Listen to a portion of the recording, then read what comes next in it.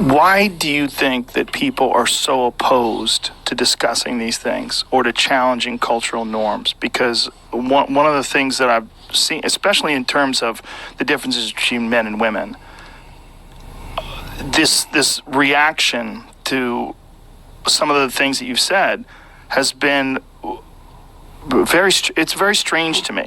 It's very strange that people aren't recognizing that these are unbalanced approaches and that there's...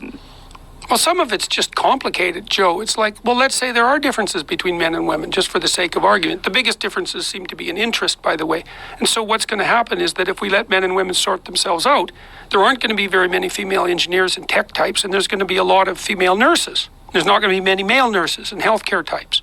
There's not going to be very many male elementary school teachers. But is this a bad thing? Well, that's the question. Who knows? Do we know? I don't know. Well, the idea of having an equal society where gender inequality is completely knocked down, gender pay gap is non-existent. Yeah, well, that's a problem because that's a measurement. Equality of outcome. Well, the equality of outcome thing is a non-starter. Whether it's okay, if men and women sort themselves into different occupations, which looks highly probable, I don't know if that's okay. And then it's also, okay compared to what alternative? Right. Like, should every elementary school teacher be female? Should every psychologist be female? Because that's what's happening. And the answer to that is, well, I don't know. But there's another answer, which is, well, what do you propose as an alternative to free choice that isn't going to cause more trouble than free choice? Because I would say, well, okay, let's say I'm a feminist for the sake of argument. All right, so I think, well, there are differences between men and women. There are actual differences. And so some of those are biological. Some of them are strategic in some sense because women pay a bigger price for reproduction, and so that's going to lead them to make different choices. That's just rational, it's rationality based on biological differences. So it's like a second-order biological difference. There's differences in temperament and interest. It's going to lead them to make different choices. Is that a pro-feminist stance or an anti-feminist stance? It's only anti-feminist if you assume everyone has to be exactly the same and the outcomes have to be exactly the same. If your goal is, leave people the hell alone as much as possible, let them make their own informed and free choices, then you let the differences manifest themselves in the world and you take your knocks because of that. The problem with that is this narrative of equality. The equality of outcome, yeah. And just equality of human beings. Well, just looking at people as we're all equal. Well, we're not. They're just... Some people are better at different things. We're equal in terms of our rights. We're equal in terms of the way we should treat each other. We're metaphysically equal. Yes. Right.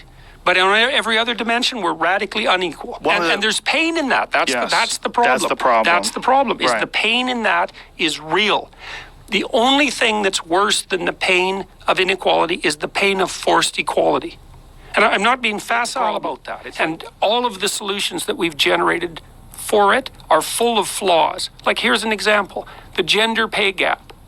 Okay, there's no gender pay gap. There's a mother gap. There's other reasons too, but women really take a hit when they become mothers. Okay, that's unfair. Fair enough, man. What the hell are you going to do about it? It's not just that, though, right? And this is also, I'm sorry to interrupt you here, but this is one of the things that I wanted to bring up, but I kind of lost track of it. The misrepresentation of you mirrors the misrepresentation of the gender pay gap, because it's a convenient misrepresentation that upon further inspection and understanding, you realize there is no gender pay gap. The gender pay gap, when people discuss it that don't understand it, and I've had these conversations with really intelligent people that just listen to what's in the news or read some very quick article talking about this problem that we have, and they assume that a man and a woman are working the same job, but the woman is unfairly paid 79 cents to the man's dollar. That's not the case. It's not even close to the case. The case is women choose different professions that don't pay as much. They work less hours, and they oftentimes get married and have children. And because they have children, they take paternity leave, and they make less money. And they make less money because of that. So there's about 10 reasons or 20 reasons for the gender pay gap. Right. One of them being motherhood, but there's a whole slew of them. But it's never discussed. Men work more dangerous jobs. Men work outside. Men are more likely to move. But it's never discussed. It's discussed that's because people don't like multivariate problems. Well, it's not just that. It's a willful misrepresentation of a reality. Yes, it and I think it mirrors this woeful misrepresentation of where you stand. And I think these are all tied in together, where people want bad and good. They want a 1 and a 0. They want things to be very binary. Yeah, they want them to be binary in the way they already understand. They want everything to fit their ideological lens, and things are more complicated than that. This is a complex discussion that you're not going to get in a 5-minute segment on a talk show. Right, exactly. You're not going to get this on a radio show. You're not going to get this in an article that gets edited by someone with a biased opinion. Yeah. And this is the problem with mainstream media, and this is the problem with ideas, period. Warren Farrell's book he wrote a book called, Warren Farrell is the guy who's most, been most pilloried for pointing out the real reasons for the gender pay gap. He wrote a book called Why Men Make More. Who'd he write it for? His daughters. Why? Because he wanted to help provide. Now, obviously, he was doing it for public consumption as well. But one of the motivations was, well, men do make more. Well, why? And if women want to make more, well, could they learn from the men who make more how to make more? And the answer is yes. The question is whether or not they'll do it. And the probable answer is most women won't. Because how much you make isn't the only hallmark of success in your life. You know, it's like, it's one measure, and it might be a measure that really competitive men compete for, and they do, and that's partly to provide access to increased mating opportunities, because that's built into the structure, something we never talk about either, although we could.